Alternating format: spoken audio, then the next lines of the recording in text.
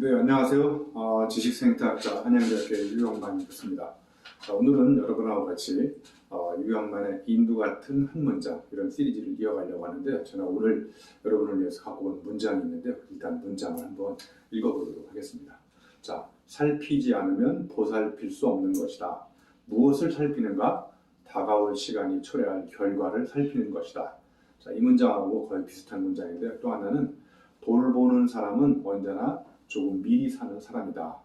상대방의 미래를 내가 먼저 한 번 살고 그것을 당신과 함께 살펴보는 것이다. 더 한 번 더 사는 일이다. 이런 문장인데 이 문장은 제가 평상시에 굉장히 좋아하는 문학평론가 신영철 분 작가의 글입니다. 근데 이게 어디에 실려 있냐면요.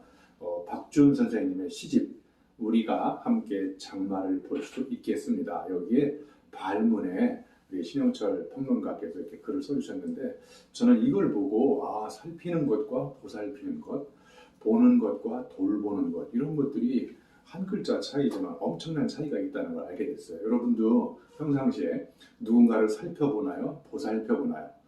또 누군가를 보나요? 돌보나요?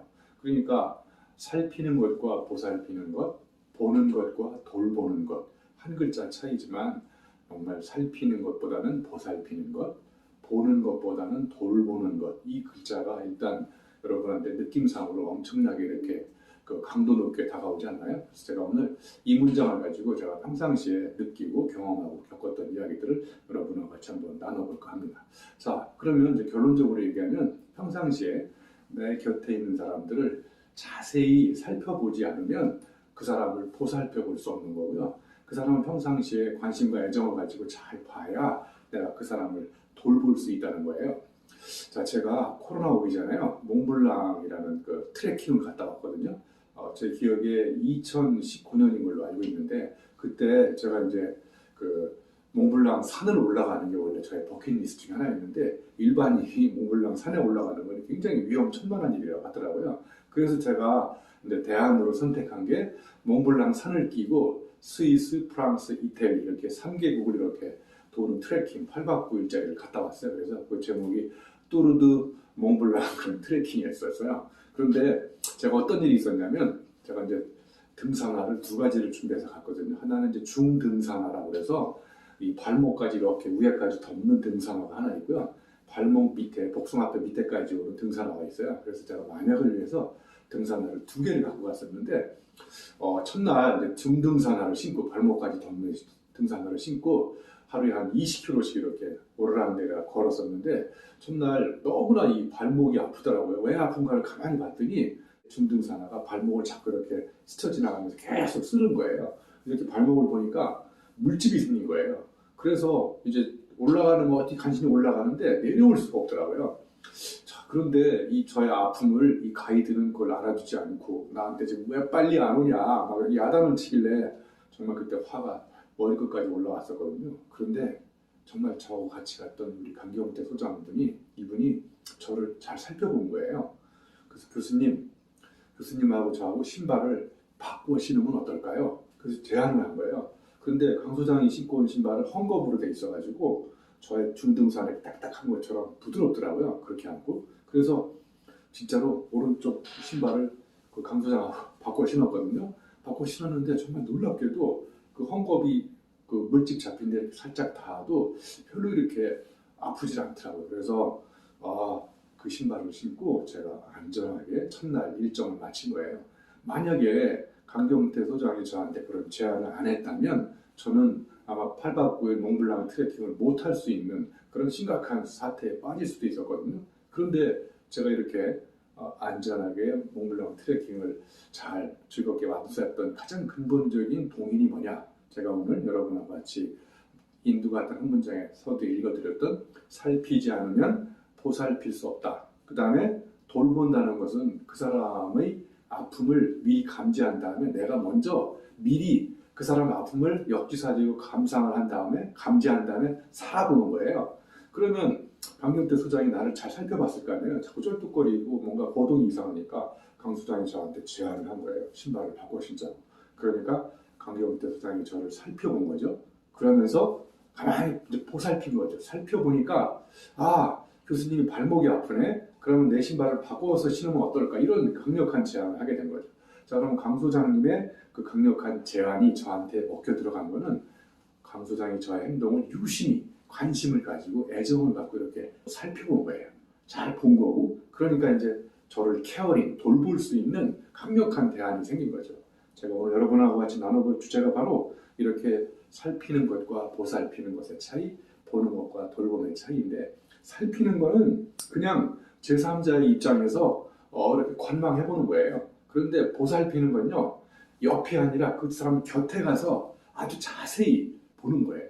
자, 그러면 여러분, 옆과 곁의 차이가 뭔지 아시나요? 옆은 물리적으로 약간 거리가 있는 거고요. 곁은 심리적으로 그 사람하고 가까이 있는 거를 곁이라고 해요. 그러니까 살피고 보는 것은 옆에서 보는 거고, 보살피고 돌보는 건 아주 가까이, 물리적으로 심리적으로 가까운 거리로 가서 돌보고 보살피는 거예요. 결론부터 또 이야기하면 잘 보면 돌볼 수 있고, 그죠? 평상시에 관심을 가지고 애정을 가지고 그 사람 행동을 잘 살피면 보살필 수 있는 대안이 나올 수 있다. 이런 이야기를 여러분하고 해드린 겁니다. 자, 그러면 우리가 평상시에 다른 사람들의 아픔이나 이런 것들을 잘 살펴보려면 어떻게 해야 되냐면 역지사지가 돼야 돼요. 역지사지가 뭔지 아시죠? 이게 말은 쉬운데 그 사람처럼 행동하고 생각하려면 어떻게 해야 될까? 그러면 내가 그 사람 입장이 돼가지고 직접 행동해보지 않고서는 공감할 수 없는 거거든요. 하나 예를 들어볼게요. 여러분, 이렇게 열십자를 보여주고 의사한테 물어봤더니 그게 의사는 뭐라 그럴까요? 뭐 척십자나 병원 기호로 보겠죠, 그죠? 그 다음에 이렇게 교통경찰한테 열십자를 보여주니까 사거리라고 그러고, 산부인과 의사한테 열십자를 보여주니까 배꼽이라고 보는 거예요. 자, 그러면 산부인과 의사가 저걸 딱 열십자를 보는 순간 교통경찰처럼 사거리, 거꾸로 교통경찰이 열십자를 보고 사거리라고 생각했는데 산부인과 의사처럼 배꼽이라고 볼 수 있을까요? 이게 역지사지가 그만큼 힘들다는 거예요. 그러면 교통경찰이 저 열십자를 보고 산부인과 의사처럼 배꼽으로 보려면 어떻게 되느냐?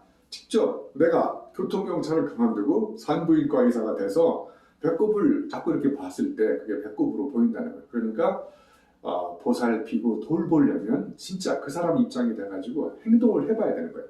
행동을 해보니까 그래서 저 사람이 저렇게 느끼고 있는 거구나. 그 사람이 저 사람이 생각하고 있는 거구나. 자, 그래서 여러분, 보살피고 돌본다는 것은 역지사지 공감 능력의 산물인데, 역지사지 공감은 책상에 앉아가지고 머리로 계산해서 알 수 없는 거예요. 그래서 직접 몸으로 행동해보니까 저 사람이 저래서 저렇게 행동하는구나를 알 수 있다는 거예요. 그래서 우리가 보살핌과 돌봄이 얼마나 소중하고 인간적으로 우리가 갖춰야 될 아름다운 미덕인지를 이 문장을 통해서 여러분도 꼭 한번 배워봤으면 좋겠어요. 자, 한 가지 더 추가로 예를 들면, 우리가 평상시에 보살피고 잘 돌보면 미래의 행동도 예측을 할 수가 있어요. 제가 재미난 예를 하나 들어드릴게요. 자, 나이트클럽이나 이런 데 가서 가만히 제가 살펴보니까 남자와 여자가 화장실 가는 패턴이 다르더라고요. 화장실이 저 앞쪽에 있다. 그러면 여자분들은 화장실을 직선으로 가는데 남성분들은 화장실을 이렇게 지그재그로 가요. 왜 지그재그로 가는지 아세요? 작업할 여자분을 찾기 위해서 이렇게 지그재그로 간다는 거예요. 그러니까 그냥 봤을 때는 남자가 화장실 가고 여자가 화장실 가는 밖에 안 보이지만 잘 보살피고 유심히 관찰하면 남녀의 화장실 가는 패턴의 차이를 통찰할 수 있다는 거예요. 그러니까 관찰이 통찰을 불러온다는 것도 결국은 보살핌의 결과다, 이렇게 볼 수 있어요. 또 하나 예를 들면, 자, 남자와 여자가 쇼핑하는 패턴이 다르대요. 자, 예를 들면 바지 하나를 사는 게 목적이에요. 그럼 남자는 화장실 갈 때 지그재그로 가지 않고 직선으로 가서 자기가 사고 싶은 바지를 딱 사와요. 그런데 여성분들은 여기 가서 입어보고 저기 가서 벗어보고, 이런들 어떠하리 저런들 어떠하리. 그래서 여성분들은 관계지향적이에요. 그래서 쇼핑 바지 하나 사는데 평균 3시간 몇 분이 걸린다는 연구 결과가 있어요. 남자는 한 5, 6분밖에 안 걸려요, 바지 사는데. 자, 이것도 그냥 보면 남자와 여자가 다 바지 사는 것밖에 안 보이지만 잘 살펴보니까 이분들이 쇼핑의 패턴에 차이가 있구나. 그럼 이런 걸 알게 되면 관심을 가지고 관찰하면요, 관계없던 두 가지 현상의 관계를 끄집어낼 수 있어요. 패턴을 찾고, 그럼 이 패턴을 토대로 미래의 현상을 예측할 수 있는 놀라운 통찰력이 생긴다는 거예요. 자, 그래서 오늘 제가 말씀드린 살피지 않으면 보살필 수 없다와 돌봐야 된다는 것이 바로 가장 아름다운 인간이 갖고 있어야 될 미덕 중에 하나다. 그래서 그 사람 입장이 돼서 미리 한번 살아보니까 이런 것이 이렇게 아픔으로 다가올 수 있다는 것을 몸으로 감지한 다음에 그런 것들이 더 아프지 않고 상처로 남지 않기 위해서 직접 자기가 행동해보고 그런 파격적인 제안을 할 수 있는 거죠. 그래서 저는 몽블랑 트레킹에서 깨달은 것이 바로 내 주변에 있는 누군가가 나를 잘 살피고 보살필 때 내 아픔을 치유할 수 있는 강력한 제안이 나한테 약이 된다는 거예요. 그런데 한번 봐보세요. 누군가가 나를 도와준다고 하는데 여러분도 그런 경험하시지 않았나요?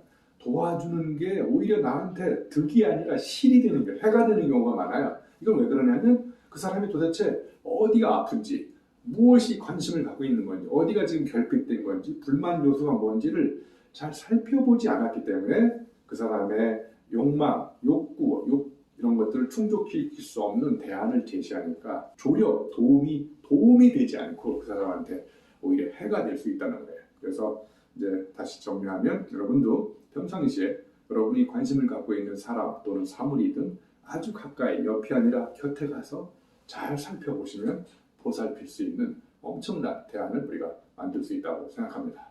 여러분 고맙습니다.